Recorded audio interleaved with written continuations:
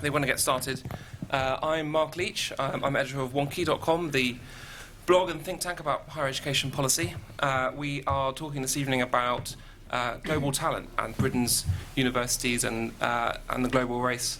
We have an extremely distinguished panel this evening. On the far right, we have Lord Chris Holmes, an inspirational, absolutely inspirational Paralympian. Mak MP, who is the MP for Havant. For the people in the higher education sector, you'll know that that was David Willits' seat, which Alan's now taken on.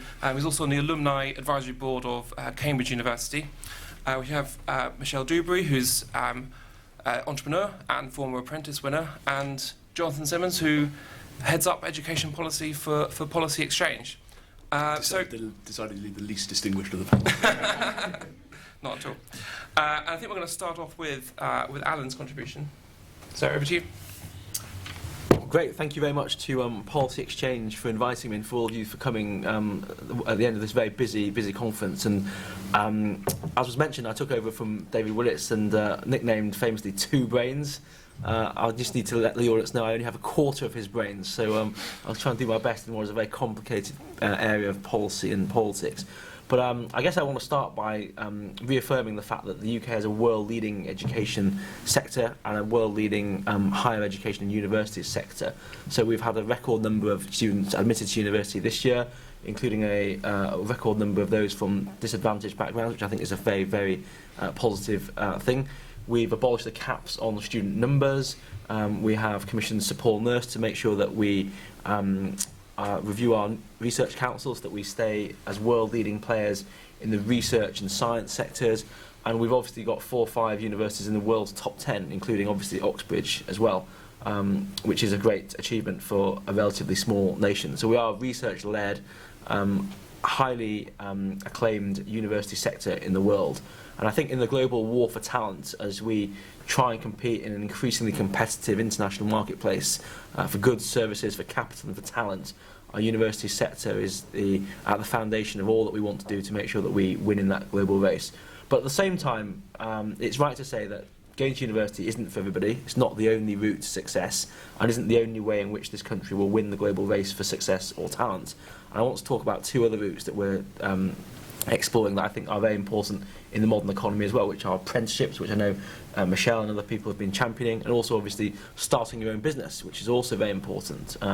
In respect of apprenticeships, as you all know, the government has succeeded in creating over 2 million apprenticeships as a coalition partner, and we've committed to doing 3 million more now that we're majority government. We've invested a huge amount in apprenticeships. We've given tax breaks to employers to make sure that they're affordable.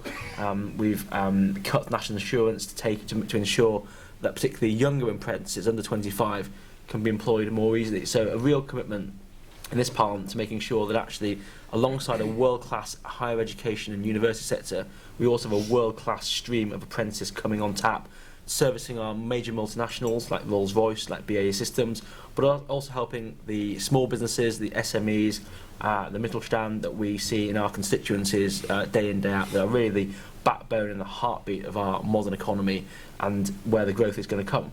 As many of you will also know, the government sees the investment in SMEs as the heart of our growth agenda. Over 700,000 SMEs were launched in the coalition government.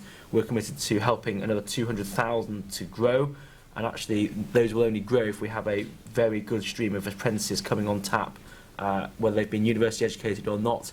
They're going to be an incredibly important resource for our SME sector, which is itself a big driver of growth.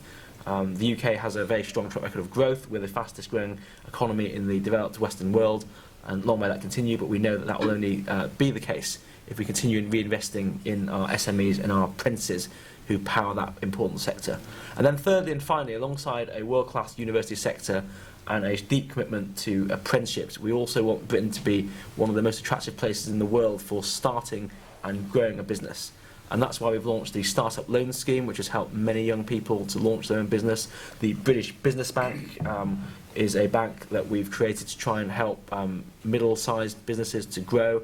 And at the same time, we're also increasing the funding for lending scheme, making sure that banks are incentivised to lend to new and growing businesses. And of course, we've supported new tech clusters at Canary Wharf, level 39, at Tech City in Shoreditch, but also here in the Northwest which is a growing region for design and IT and technology architecture as well. So across the piece we have an important and growing university sector, we have a deep commitment to apprenticeships, and we also have a strong record in helping Britain become a very important ecosystem for startup technologies. And when you align those three important policy interventions together, I think what you have is a very compelling case for Britain continuing to be a prosperous nation in the world, but above all, competing and winning in that incredibly high-value, competitive marketplace that is today's modern multilingual economy. Thank you. Thank you, Alan. Chris. Thank you. Good evening. It's almost time for you to have a gin and tonic, but you've got to get past me first, so sit back, relax. Thanks to Policy Exchange for making this event possible. BPP, we're delighted to sponsor the event. I'm very privileged to be the Deputy Chancellor at BPP. I was lucky to do postgraduate... oh, hello, that's better. Ooh. Yeah, might not be better for you, but it's better for me. Yeah, come on, it's better for you as well, isn't it? You know that. Yeah, come on, indulge me. Yeah, I was lucky enough to go to BPP and do my postgraduate law studies and professional legal practice course. For those of you who don't know BPP University, it's the University for Professions. We have a law school, accountancy, business school, and also a full health school as well. When I went there were just 100 students. Now there are thousands of students up and down Great Britain in various locations, studying, getting that training to become a professional from professionals, from people who've done it in practice. So fantastic to be part of that. Higher education, it's an incredible part of Great Britain's soft power. We're in gold medal position in the soft power ranking. You'd think we'd be doing well because we have great institutions like DFID, the Foreign Office, British Council, but we are in gold medal place. It's more than England's doing in the rugby, but in soft power we're still doing it. And you know, Wales and Scotland are still doing well, so let's not rule them out in the rugby. We've got to get behind those teams. Soft power, we're doing incredibly well, and higher education is a massive piece of that jigsaw. It matters. We have stunning institutions. Like Alan, I was lucky enough to do my undergraduate studies at Cambridge University. We have some of the world's best higher education institutions, and we need to shout about that, we need to sell them, and we need to make them continually attractive to the global market. HEPI did a survey this year, and I'm not deliberately talking in acronyms there. It's just that temporarily I've forgotten what the I of HEPI stands for, and I know that's what I thought, and I knew even more than that the level of intellect, erudition and general talent in the audience out here, you wouldn't need that acronym to be unpacked, and you proved me right, so that's all good. They did a survey of world leaders, monarchs, prime ministers, presidents, to find out which of the current crop studied higher education in the United Kingdom. I think it's pretty incredible. 55 of the current world leaders studied higher education in this country. That's something we should all be proud of and realise just what an asset we have. Interestingly, Robert Mugabe did a distance learning course, and as the survey said, Robert Mugabe did a distance learning course, and this hasn't been included in the survey results. I think that's probably a good thing across the piece, really, isn't it? So that's where we are. We have a phenomenal higher education sector, but we have to put that in the context of a warning that a lot of the messages that people are picking up on are that Britain isn't as welcoming as it was to international students. This is as much to do with perception as reality, but we have to get the message out there. We want the brightest and the best to strongly consider and to come and study in Great Britain. I think we can pull on alumni to really benefit that, to draw on what I think the United States sector does so well, that sense of being part of a club for life. We really need to develop that in all our institutions, this sense of what it is to be part of something, to have that alumni. We need to really bang on about the employability data. Just from BPP's perspective, 96% of students within 6 months are in employment after finishing their course. That's against a UK average of 88%, so doing incredibly well. So alumni and employability, good to call upon. I think to round off the higher education part of this, Theodore Roosevelt probably had it. If you didn't go to school, you can steal from a freight car. If you've got a university degree, you can steal the whole railroad. But as Alan said, it's more important than that. Higher education is a brilliant route for many, but we have to make sure that every other route is just as plugged, just as promoted, so everybody has the right route for them to enable them to flourish and, frankly, achieve their potential for themselves as an individual, but for Great Britain, for the United Kingdom as a nation. Finally, on the international front, to reinforce that point, we need to say globally, if you want to come and study in the United Kingdom, we want you, we welcome you, come and be part of this. Thank you. Thank you, Chris. And I should say thank you to BVP for supporting this evening's event. With pleasure. Michelle. Hello, thank you very much for having me. Hi. So I'll tell you very quickly a small amount about me. So I was born and raised in North East in Hull, and I was what you described today as disadvantaged, disaffected, which basically means I hated school. I had no interest whatsoever in paying attention to studying or academia or anything like that. Could not wait to get out of school, and I left as soon as I'd finished my GCSEs. Going to university for me was never ever anything that was on my radar, because I only had one interest, and that was going to earn money. I didn't want to sit in a classroom for any longer than I felt I had to. And I really struggled because I didn't have any qualifications, and I found it hard to get into the workplace. So my route into the workplace was what we called then a YTS. So I'm showing my age now, but it was a YTS. It was an apprenticeship scheme. And basically I was paid about, 30 quid a week or whatever it was, and I did one day at college and the rest of it in a business environment. And I can categorically say it was the best thing I've ever done with my life, because it put me into a real business environment and it taught me business by doing business. I had no idea how to conduct myself in a working environment. I would have thought it was acceptable to swear in a meeting and to turn up in tracksuit and trainers and all the rest of it. And by being directly into that work environment and not just sitting and reading about it, I found that was just so, it was just so important to me. It grew my confidence, it grew my network. It made me realise actually what I wanted to do, which was IT, and that's what I was very good at. So I focused all my efforts in my career in getting into the IT side of things. By the time I was 22, my friends were graduating from universities, the ones that had been to university, starting off on their, their first, what I would call their first proper job after the university. And I was earning my first six-figure salary at age 22, and all of my friends just was looking at me and saying, how is this possible? How can you do that if you've not got all of this qualification? And I felt from quite a young age that the people was expecting that because they had a degree, they were somehow better than me, and they had somehow this entitlement that I didn't have because they'd sat in university. And I always found that quite interesting, because I absolutely believe in universities. I'm not knocking universities by any way, shape or form. I don't want someone operating on my brain, for example, that hasn't done the relevant academia. I don't want to be flown in a plane by someone that's not done their studies. But for me, when we talk about general business, when we talk about starting up a business, when we talk about kind of, the lifeblood of the economy being people having the courage and the confidence to start up on their own, I feel that there's no better way of doing that than just getting out there, getting your hands dirty and doing that. What I do now, I do feel that education is important now. I work, for example, on Sky News every week. It's very important for me. I review current affairs, so it's essential that I understand what's going on in the world at any given time. I don't feel the need to go to university to study whatever. I feel the need to just constantly educate myself by getting out there, doing stuff, talking to people, researching on my own.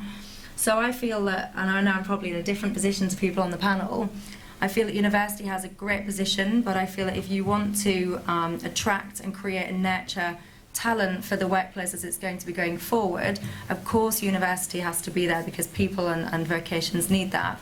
But we also should be in a position where we are not discouraging people from trying other routes. And I feel that an important component in that, for example, is careers advice and guidance. So one of the things that I do is I run a recruitment company, and I am always shocked when we interview a lot of young people, and they come through the doors and they've got degrees. They've got degrees in stuff like, you know, what I'd call PE, like sports therapy or something.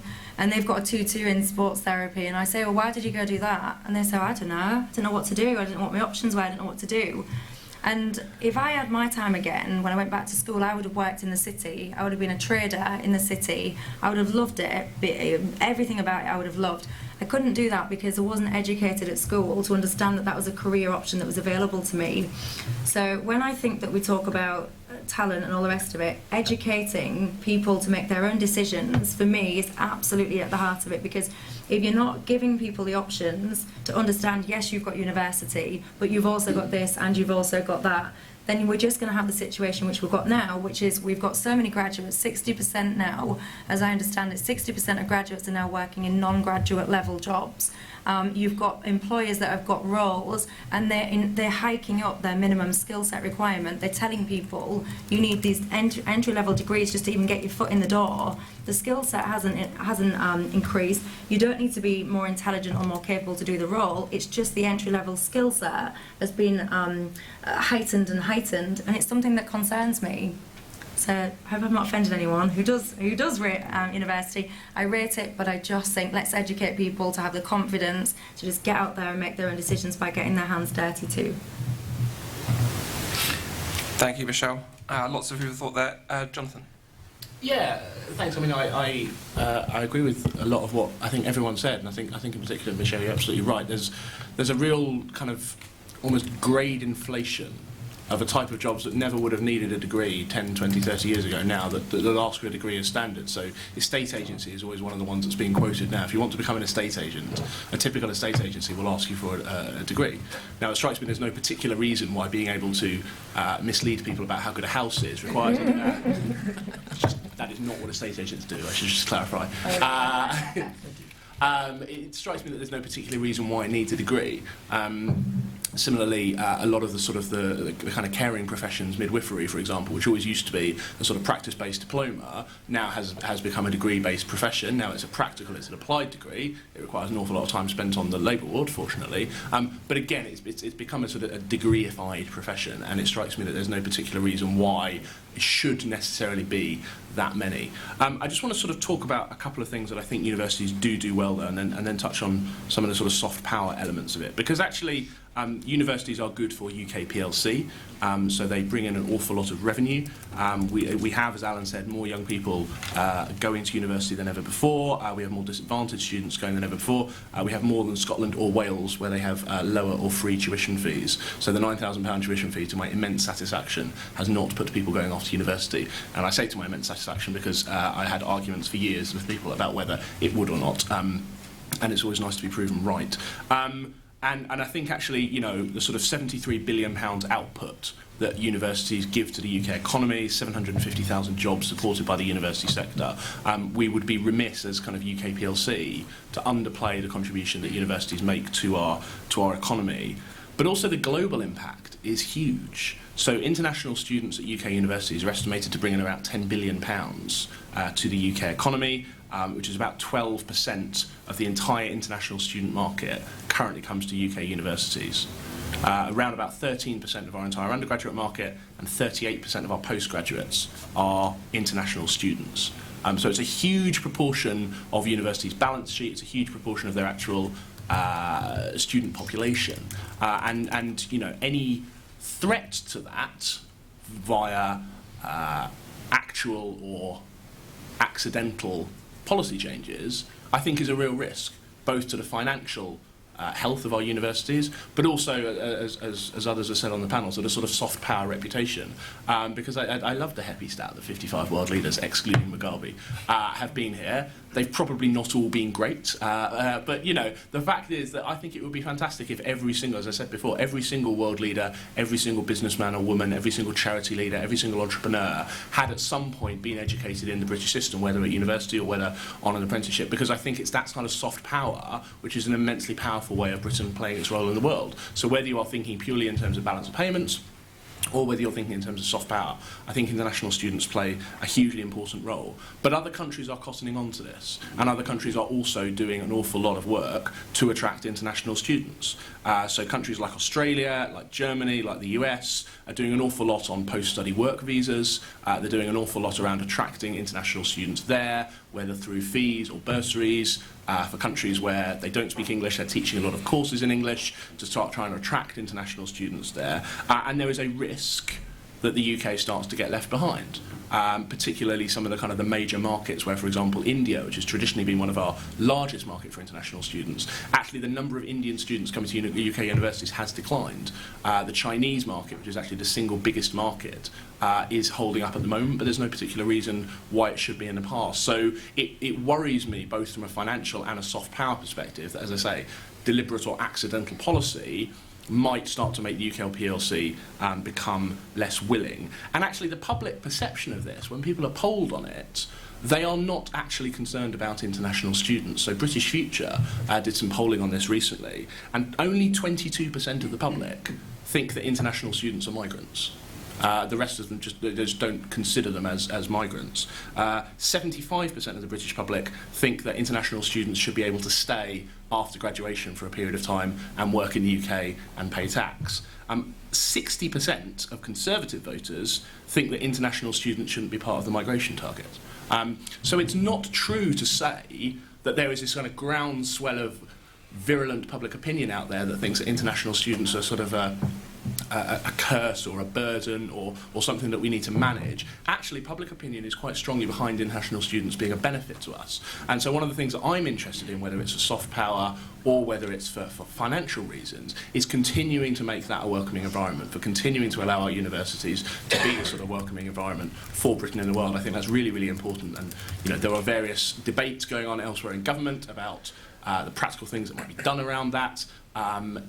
Different government departments take different positions, I think, shall we say, and we'll have to see where that ends up. But I think from our perspective at Policy Exchange, it's really, really important that one of our kind of major assets is utilised to its fullest extent, and I think that universities play a really, really important role in that. But that is not to say for a second that I disagree with Michelle that there aren't other routes available, and in fact we've got research coming out from Policy Exchange next week which talks about alternatives to universities, in particular around sort of further education and technical and precisely those sort of YTS apprenticeship type routes, which are so important because it isn't necessarily for anyone. And actually a large part of what our labour market will need in the next few years is this sort of there's a wonderful phrase which is called post-secondary sub-tertiary skills, which is absolutely trips off the tongue, but essentially means sort of things that are not quite at degree level, but higher than schools, so sort of higher than A-levels or equivalent. And actually that probably is the kind of thing, for example, sort of technician classes, associate professionals, paralegals, something like an estate agent would actually probably best fit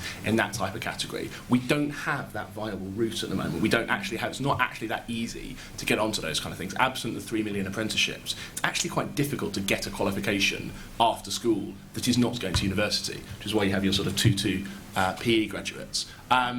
Again, nothing wrong with 2-2 PE graduates. They could probably still run faster than me. But I think it is really, really important that we do have those alternative routes available. So I guess from my perspective, it's valuing universities, particularly valuing the contribution that international students can make, but at the same time recognising that actually universities need to kind of up their game in providing the sort of alternative technical routes as well. Thank you.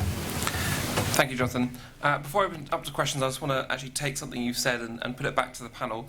We've got a mixture of people here who some were at the conference this week and some who've just come up today. You talk about creating a welcoming environment, and I'm keen to get the panel's sense of the messages coming out of Conservative Party conference this year.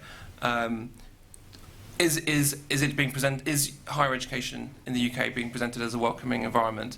And if not, why? And what can we do about it? And I'll go to everyone individually. But Alan first. Yeah, I think so. I think obviously higher education is part of a wider ecosystem about studying here, about working here, about being part of British life. So I think, as I mentioned in my opening remarks, we've had more students going to university than ever before. We've had particularly groups from disadvantaged groups. We also continue to have overseas students, and not only do we have overseas students coming to this country, but we have UK universities actively exporting their services overseas. So the University of Nottingham, for example, has campuses now in China and Malaysia. UK higher education is seen as a fantastic export, so that's positive.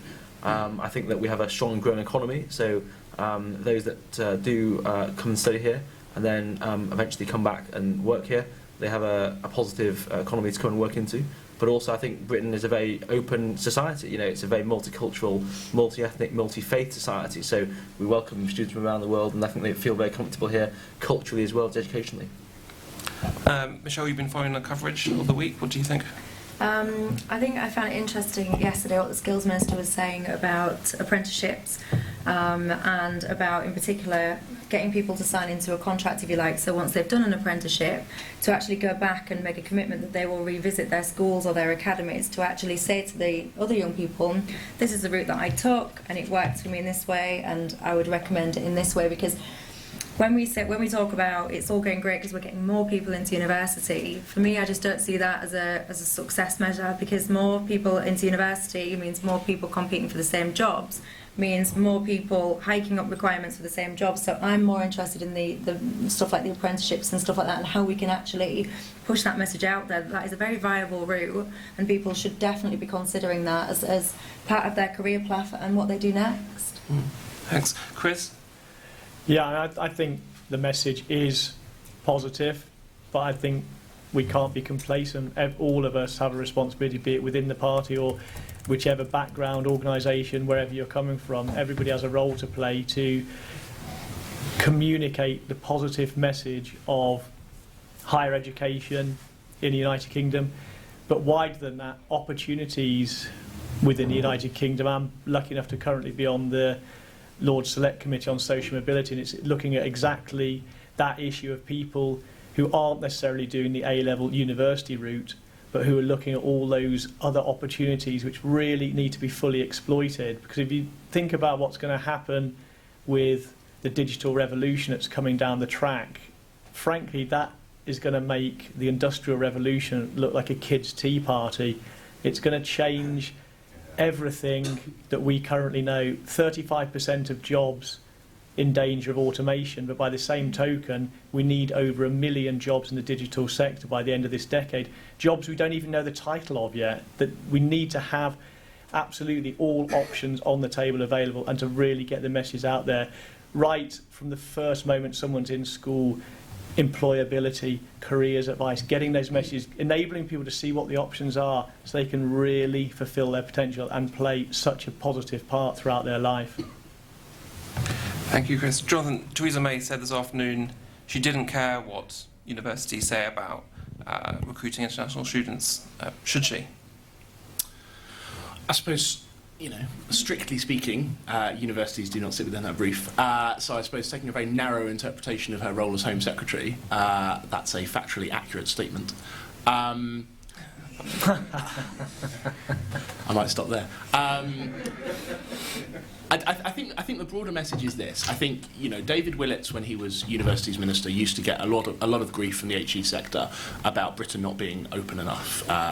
And his argument was always, look, there were some barriers, but we sorted them all out. There is nothing that stops any student from anywhere in the world coming to a British university and studying if they are suitably qualified. And that is true. The difficulty is, and you know, the government has to, I think, accept some of this. The difficulty is that is not always the perception. And ultimately, of course, the perception is what matters more than the reality.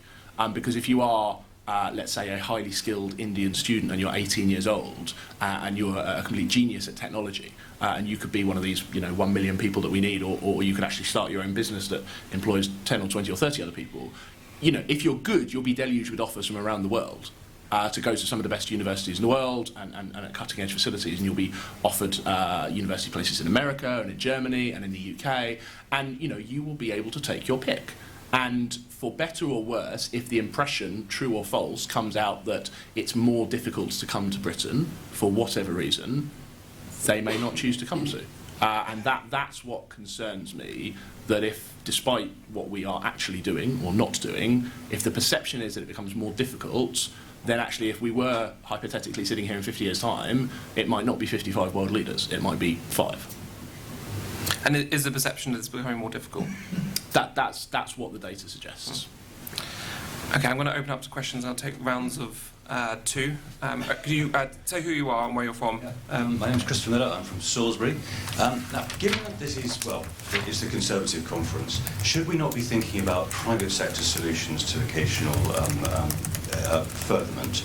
I'm not specifically talking about the one private sector university, but particularly an experience that I had doing some vocational training a couple of years ago, where I found that the course that I wanted was cheaper in Dublin, and there was no VAT on it. And furthermore, my accountant told me that if it was a new skill, it was not tax deductible. Now, think about that. Should we be charging VAT on any education, any vocational education, and should it not surely be tax deductible? Because it's the country should be encouraging this, shouldn't they? Thank you. And I saw one over here. Hello, Paul Jackson from Engineering UK. In the engineering sector, we need people with level 3, level 4 skills, and we need people with graduate skills. So, the need is quite dramatic. But unfortunately, we can't use the PE graduates too well. I think the position that came out of the CBI and came out of the IOD today suggested that they viewed the messages as being not welcoming. Which I think is a pretty good take on it. I mean, those are the employer organisations. So 2 points. Can we make it more welcoming? Could we even go as far as giving an opportunity for people to go through the professional qualification beyond their degree and have an opportunity to stay in the country, contribute, pay tax, getting to, in our case, it would be chartered engineer, and in other areas it would be things like chartered accountant if they're going through university. Seems like a sensible thing to do. Let's pull them out of the figures. And secondly, I'm really picking up on Michelle's point, we do a lot of work with employers going into schools. There is no careers service, and there's not much prospect of a careers service. Our young people are not able at the moment to make informed decisions about their direction. In fact, their subjects restrict those decisions really early on. Could we not be saying to universities in their work in the UK that they should be going to talk to an earlier age group, maybe 11 to 14, and work closely with employers to do that, so that the real messages about opportunity are out there and our young people could make better informed decisions? Okay, thank you. Alan, I'm going to pick on you first.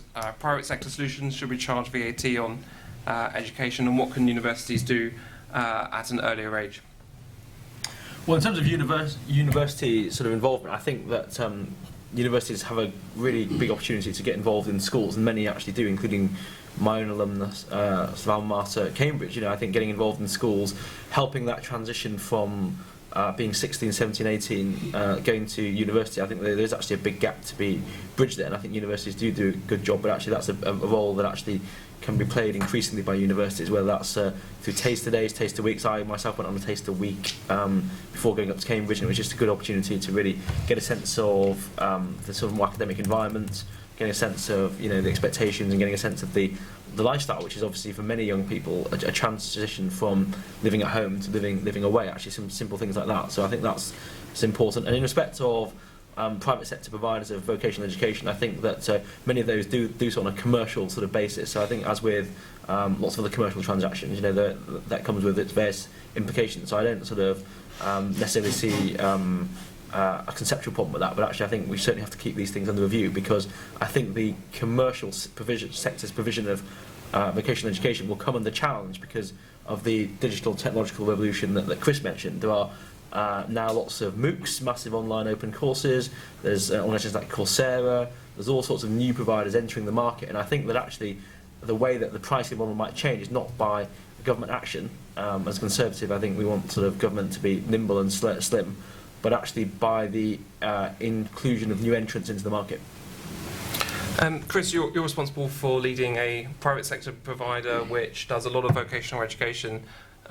What are the barriers, and what does BPP do, or how can the environment change to help BPP or private providers like you reach out to people who may need to understand the opportunities available to them?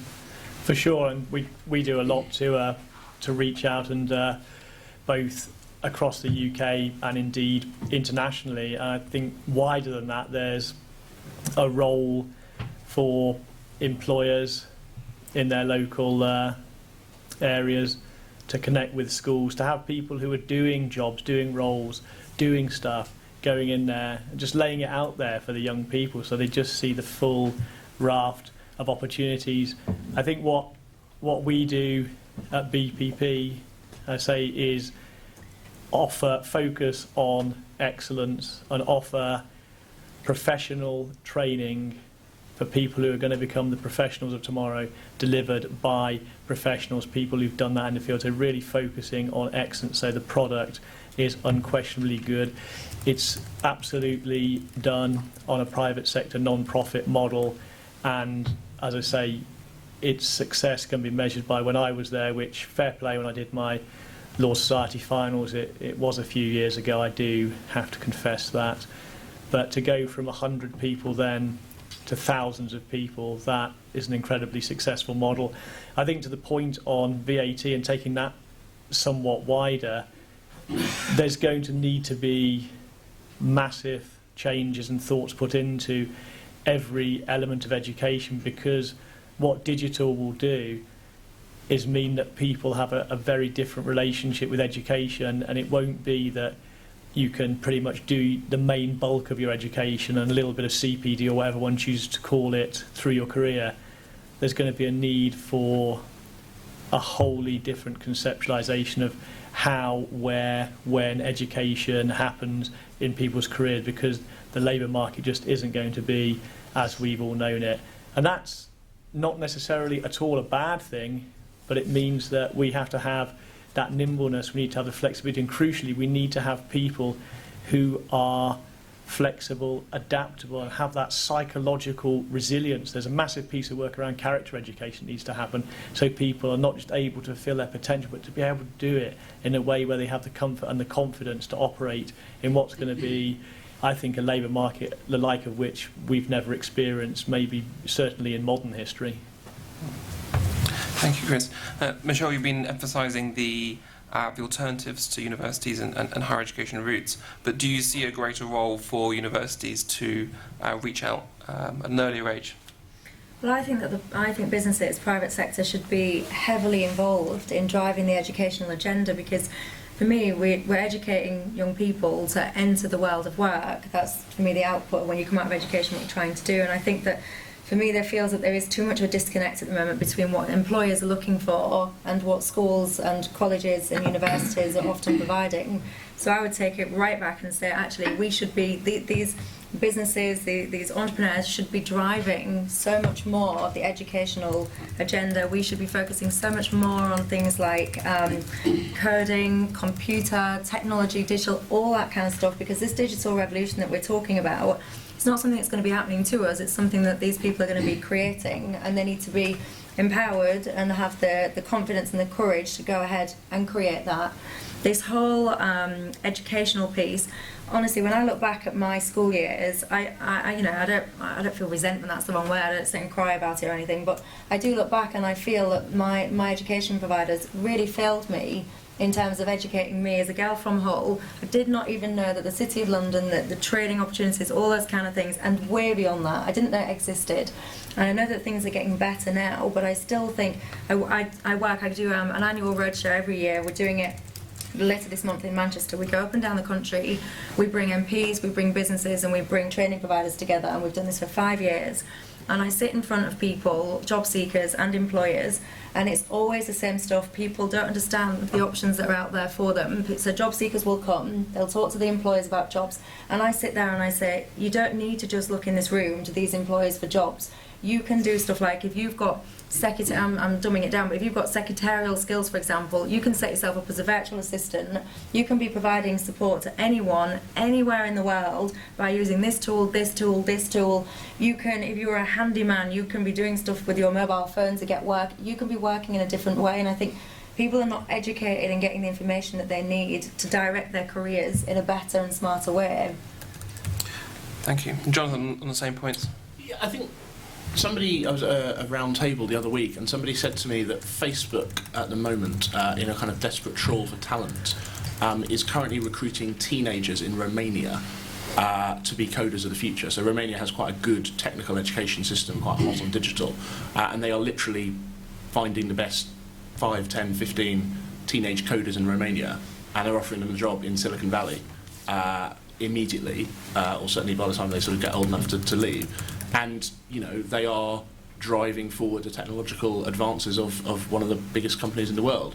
And it strikes me that when you're thinking about that strikes me as entrepreneurial. That strikes me as thinking about what you can do to combine the best of global talent, the best of recruiting, the best of training, and the best of recognising that there are people all across the world that you're trying to compete for. So I absolutely think that we should be much more creative and thinking about that. And to your point, yeah, absolutely. I mean, the interesting thing about BPP University is, of course, it charges less than a lot of conventional state-funded universities. So BPP is capped at £6,000, not least because, coincidentally, that's the biggest student loan you can get for a private university. You can't get a £9,000 student loan for a private university at the moment. You can only get £6,000, so BPP has a very strong incentive to price at £6,000. But it strikes me that if BPP can deliver very, very high-quality courses for £6,000, there are private sector solutions out there, which we should absolutely be doing. I have no particular expertise on this issue of VAT, so I don't have a kind of particular view on that. But to your general point, I absolutely agree. And yes, you know, we should be more welcoming. If Facebook is bringing over 14-year-old coders and saying, you know, come with us and we'll allow you to stay and work here, and yet we're saying to people that the minute you've graduated, you know, off you go back to your country, please. Why would we want you to stay here and pay tax and employ people? That strikes me as a difficult decision. Hmm. Thank you, Jonathan. Do we have any VAT wonks in the room by any chance? No? No? Okay. Jonathan, I can give you a lot more detail. Do, please, yeah. I see you're over here, sir. Thanks. My name is Can you hear me? Yes. My name is Shadan Jardak. I'm from the University of Manchester International Development Division and also from the Manchester Conservatives. So my question will relate to international students. And obviously I come from a biased position already because the nature of my job is that we try and get as many international students who are suitable as possible. But I think the question is about striking the balance between what the government could and should do on one side and what the reaction of the higher education sector should be. And what I mean is we pretty much know what the government should do in one way. For example, things related to the post-study work visa, keeping English language requirements as they are, but can the sector self-regulate in response? Because you know that there were stories. Can we, hands on heart, say that there was no abuse of the system before things started getting tighter? I think this is mainly the question, because to be honest, yes, when we go overseas and speak to prospective students, we get that perspective that their perception that it's getting less welcoming. But some key sponsors are saying, actually, we're quite happy that you raised English language requirements and you are tighter and so on, because we want the students that we're paying for to be taught well. So yeah, sorry, it's more of a comment, but there you go. That's the question. I'll take another question. Just behind you. Ian Kimber from the Quality Assurance Agency, Higher Education UK. My question isn't about international. It goes back to a couple of things that primarily Michelle said in relation to employers having more of a role. And I'm interested in your view on degree apprenticeships and the place that they might play in a future where employers are very much involved in it.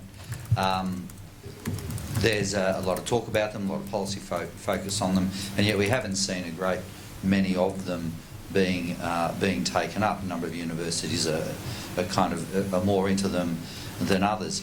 Is there a place for them, or are they an example of the kind of credential creep that you were also describing? I'd be interested in your view and others on the panel on that. Thank you.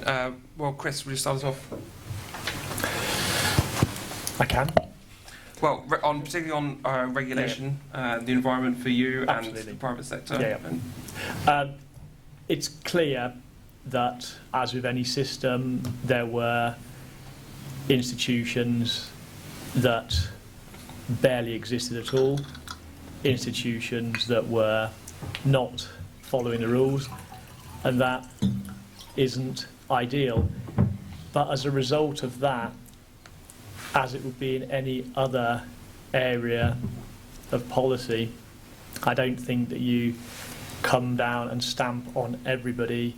You need, as with any sense of regulation, you need a risk-based approach. I think a risk-based approach would work well here. I don't think there should be pure self-regulation, but a risk-based approach would work, and nothing which questions the quality of the welcome, whilst also saying we actually want the brightest and the best to come to Britain. It's about quality people coming and having a quality experience here. And degree apprenticeships, do you provide any? We're into the apprentices sector. I think anything which enables somebody to go further than they otherwise might without that qualification, that experience, that has to be a good thing. Again, as you would know, being from QAA, it's about ensuring that there's a quality product there. I think we're absolutely clear that everything that we're doing at BFB has to absolutely pass that mark, both in terms of the students we're bringing in, the quality of our courses, the quality of our teaching staff. It's the only way to assure your product going forward. Education, as with anything else, you have to have absolutely rigorous, unbending commitment to quality. Thank you. Alan? Yeah, well, I think I agree with Chris. As you all know, we inherited a system where there were a number of bogus colleges, there were some weak admission standards, there was some abuse of the system, and I think as policymakers you have to balance the needs of the higher education sector with obviously other public policy requirements, particularly the public's concern about the abuse of the immigration system, but also at the same time maintaining a high quality and welcoming environment for students. So I think it's a fair balance, actually, what we've achieved, actually. So I don't have any particularly new things to add to what Chris has said. I think he's come out with a very sensible stance. Michelle? I don't think I can add any knowledgeable comment at all to regulation of higher education because I don't know enough about it, so I won't necessarily comment on that. But in terms of degree apprenticeships, I always worry about things that, and I always am in an environment where I'm surrounded by higher educational people that are banging the drum for it, so I don't want to be derogatory towards degrees and stuff like that, but I always get a bit nervous when we've got degrees, we've got apprenticeships, we've got jobs, and I don't know if we're just trying to create stuff for creating stuff's sake, because ultimately what we need is, we want people coming through education in whatever form that works for them, because everyone's different. I learn very differently. I can't sit in a room and just study stuff all the time. I won't remember it, but we need education the way that works for people, and what we then need is the people that are coming out work for the labour market as it currently is. I don't necessarily feel that we need to start creating extra tiers of degrees, but I do feel that what we need is employers to be so much more involved right now than what they are, because I dabble a little bit in some career stuff within schools, and when I see it, I'm not being rude to people, but often what I see people that have gone to school, gone to college, gone to university, and now they've gone back into schools to be careers teachers, telling people what to do with their career. And what I would like to see is, I would like to see careers being taught by more entrepreneurial, experienced. I would like people that have kind of been there and done it in their careers to now be coming back, almost doing like a bit of philanthropy or giving back in some way, having those people going into the colleges and into the schools at a much younger age. Because I think if you can do that, then you can, because when I think of a degree and I think of like the job, my first job, I used to be, not the apprenticeship, the other one, I was an admin assistant for an IT company. I don't need a degree, I don't need to sit down and understand the complexities in I don't need to come out of 3 years education with £40,000 worth of debt to go and get a job, basically doing paperwork in an IT office. What I wanted to do is work in IT, so I got that paperwork job so that I could then start self-learning IT. I could get onto the systems, I could work with the team, I could get my hands dirty and do it. When I set up my first business, it was a bloody disaster. I didn't know what I was doing. I didn't sit in a university hall for 3 years and get myself 40 odd grand in debt to learn. I just did it, and I made loads of mistakes. And now, when I did my next business, it was a lot better. And I actually, looking back, I enjoyed the mistakes because they were character building. Do you know what I mean? So I just get a little bit worried about creating more qualification for qualification's sake, because it smacks to me of having targets and statistics and tick boxes that we can say to people, look at us, we've got 27 million levels of degrees and we're pushing all these people to it, aren't we brilliant? Well, no, actually, because if they can't get the right level of employment, and half of them are down and depressed because they can't even get a job because they've got no experience, and it's this catch-22, then it doesn't matter about the qualifications and the tick box side of it, to me anyway. I don't know if that's answered your question. Yeah. Jonathan, will you speak up for HE in the labour market at the moment? I mean, I think, you know, in general, there is a graduate premium for going to university, and that graduate premium holds over a lifetime, and it is more than the cost of going to university. So, on a sort of purely narrow economic measure, regardless of the fact that at least in the short term some people are in non-graduate jobs, actually it does tend to become a good economic investment. And of course there are much wider benefits to going to HE in terms of sort of general maturity, although those benefits absolutely do also apply if you set up your own business or you do an apprenticeship and so on. Really those benefits are about essentially about growing up and maturing and starting to understand life. So no, I absolutely do think HE is a good investment. One of the things that's interesting is the new data which will come out quite soon, which will start to disaggregate this benefit by institution and by course. And I suspect that will throw up some uncomfortable findings, and I suspect there will be some quite well-regarded universities and some quite well-regarded courses where actually it turns out that the graduate premium is not that high. And I expect that to cause some sort of beating of breasts and gazing of navels as people sort of start to think about what that all means. But look, all to the better, right? Because, you know, we should have discussions about this. It should be an informed choice. If people want to go to university, fantastic, good, do it. If they don't want to go to university, so long as that's an informed choice and they don't sort of get pushed into it because they didn't know about it, I think that's also fine as well. So long as the options are there, I'm just all in favour of young people and indeed older people who wanting to retrain having those sort of informed options. Thanks, Jonathan. Coming to the end of our time, so I just want to bring it back to the original question about Britain and the global race. And I'm going to ask each of the panellists what one thing the government should do to help give the UK a boost in the global race, and why. So, Alan first.